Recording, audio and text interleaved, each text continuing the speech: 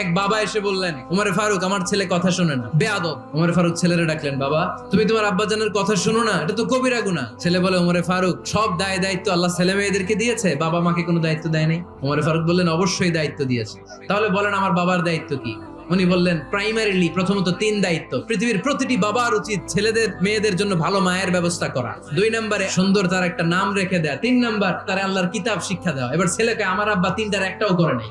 এবার ওমরে ফারুক রেগে গেলেন, বাবার কাঁধে ধরলেন। ছেলে বলে, আমিরুল মুমিনিন, আমার মা নর্তকী, আমার মা মাজুসি, আমার মায়ের মধ্যে কোনো আদব কাদব নাই, সুন্দরী দেখে আমার মারে বাবা বিয়ে করছে, আমার মায়ের কাছ থেকে জীবনে কিছু শিখি নাই। 2 নাম্বার সাম্মানি খানফাসা, আমার বাবা আমার নাম রেখেছে চামচিকা।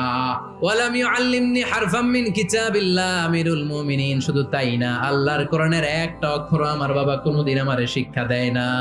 ওমর ফারুক রেগে গেলেন, এবার বাপের কান্দে ধইরা মারতে শুরু করলেন। তুই ফুলার নামে